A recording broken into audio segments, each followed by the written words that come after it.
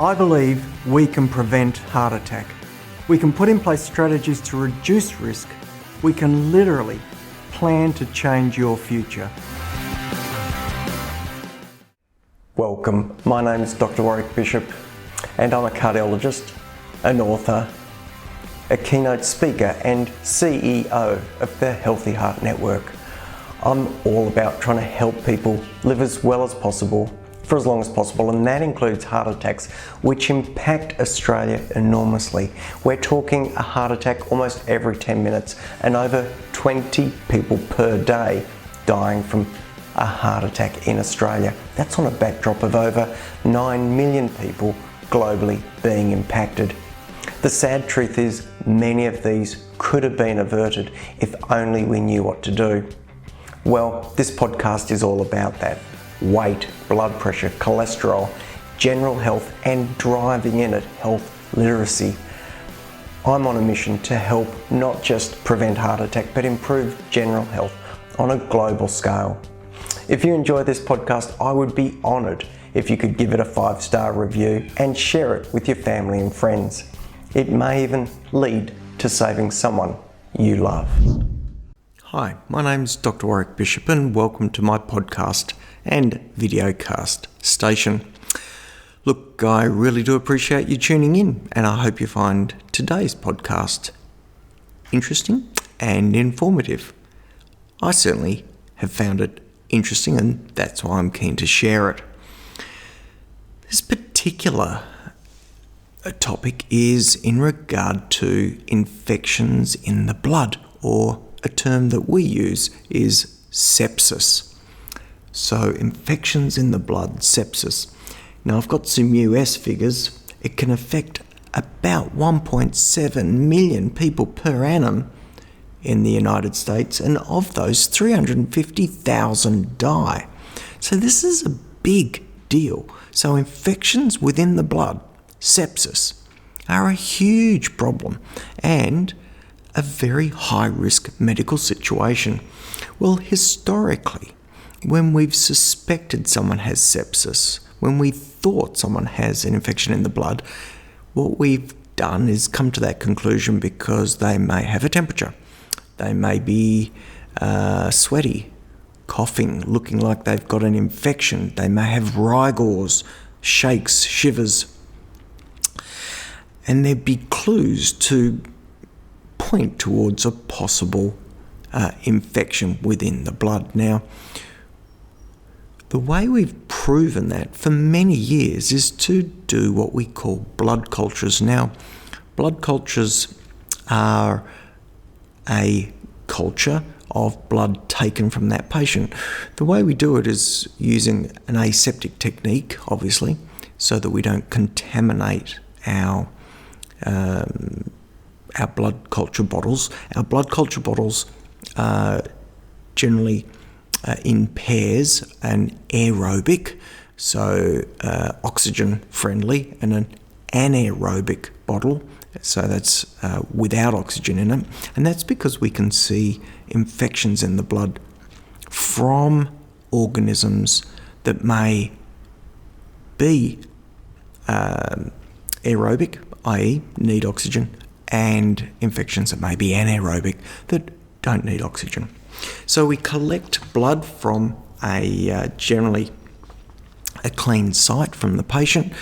We inject that blood immediately into our blood culture bottles, and then we have to wait about 24 to 48 hours for something to grow in those bottles to tell us if there's actually bacteria within the circulation of that patient who we're evaluating.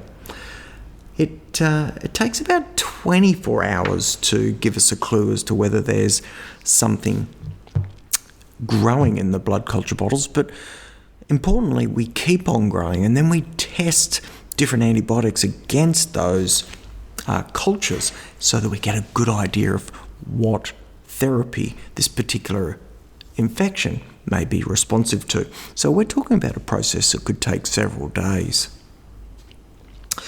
Well, the reason to tell you that is to tell you this. I came across a very interesting article the other day, which was a new technology for trying to identify sepsis.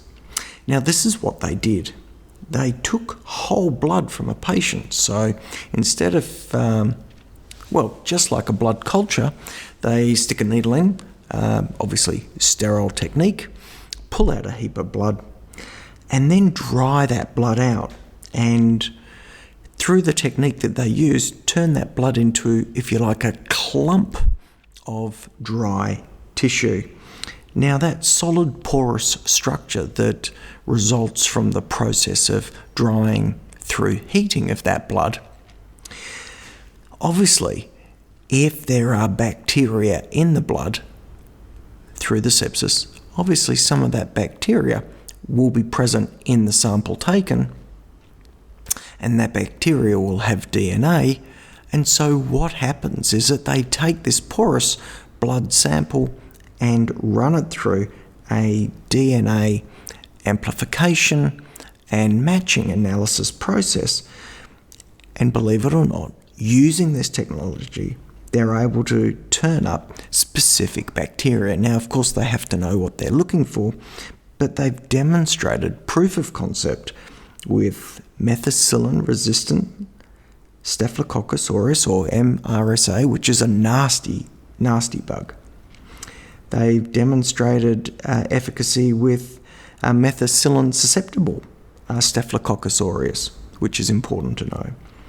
They've demonstrated with Escherichia coli, and they've also been able to identify some fungal species, specifically Candida albicans. Now, this technique takes about 1 ml of blood and can be performed in 2.5 hours.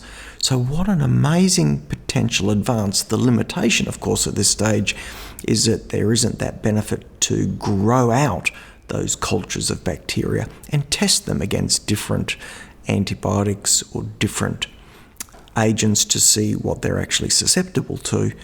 But what a absolute bonus having the opportunity to be able to identify the bug and therefore the likely medications that would be beneficial for therapy within a 2.5 hour period. I think this is going to be a game changer. There's no question we will see this arrive, because it's going to be incredibly beneficial.